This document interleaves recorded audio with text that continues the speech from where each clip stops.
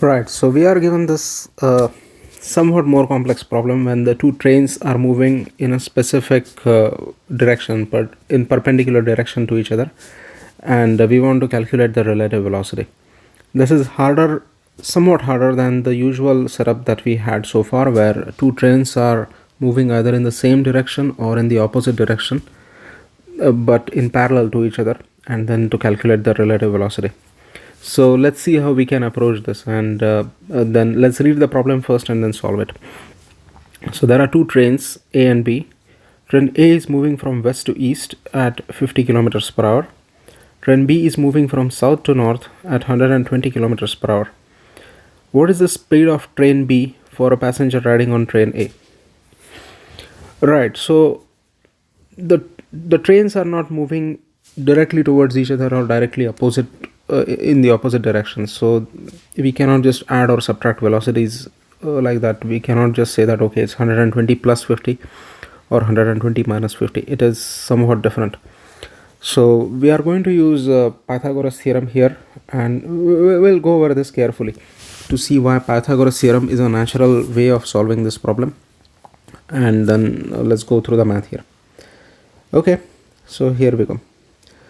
So let's draw some useful pictures here so that we know what is happening here.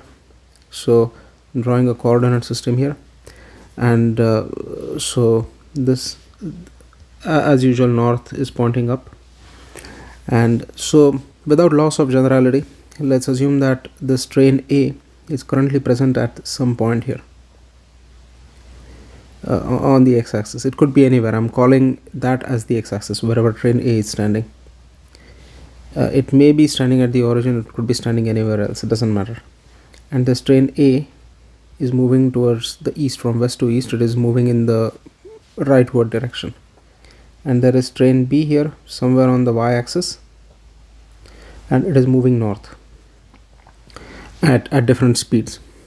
So we want to calculate the speed of train B with respect to train A. For a passenger in train A, how much or what speed is he going to see? So let's understand this even more carefully. So suppose passenger on train A, now he is going to consider himself at rest, and the rest of the world is moving with respect to him. So train B, as far as this passenger is concerned, has two velocities. So it has two velocities. One is it is moving north at 120 kilometers per hour, and because passenger on train A is at rest, he thinks or he considers train B to be moving further back, or moving eastwards, or rather moving westwards at a speed of 50 kilometers per hour. So as if we consider passenger on train A to be at rest, then the second diagram, this is the first diagram and this is the second diagram. Then second diagram shows the two components of velocity of train B as observed by a passenger on train A, and there is a right angle here.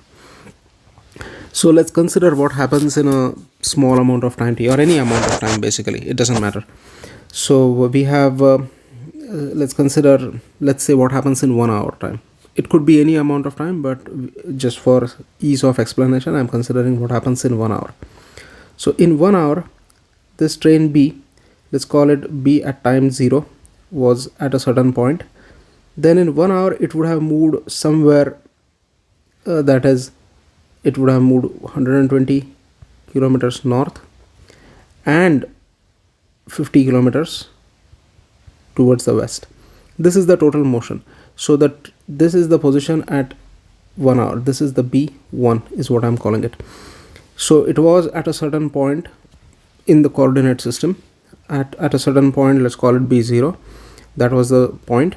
And then it moved northwards and westwards, with northward component being 120 kilometers and westward components being 50 kilometers. And B1 is the new location. And again, this is a right angle here, the angle between north and west. So now we have to calculate this distance between points B0 and B1. And now we can use Pythagoras theorem, which says that, just to quickly remind ourselves, Pythagoras theorem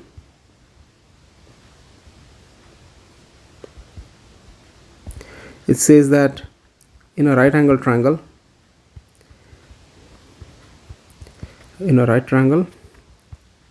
hypotenuse square is equal to sum of squares of the two sides, which is, let's say, side 1 square plus side 2 square.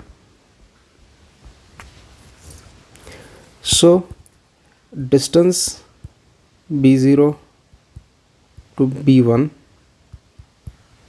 square is equal to side 1 is 120 square plus side 2 is 50, so it is 50 square, which is, because the numbers are carefully chosen, this is 14,400 plus this is 2,500, this is 16,900. Let's call this distance, it's fine, this is the distance square. So distance between the points b0 to b1, that is the distance between the 2 points at start and end, is square root of 16,900, which is 130 kilometers. So in 1 hour, the position of the train B changed so that it moved 130 kilometers from its original position. This is assuming that passenger on train A is stationary. This is the relative change in position. So the train is essentially moving at 130 kilometers in 1 hour. So its speed is 130 kilometers per hour. So train B speed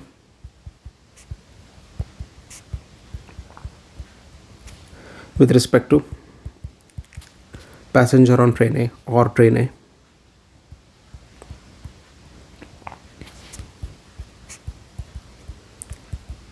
A is 130 kilometers per hour. And that's how we can use Pythagoras theorem to solve this particular kind of problem.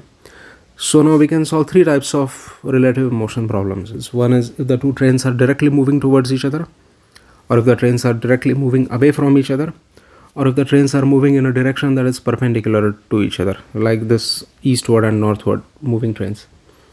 And if you have, say, more complex setup, say suppose the two trains are moving at an angle with respect to each other. Suppose train A is moving in a certain direction and train B is moving in some other direction, and there is some angle theta between their directions of motions.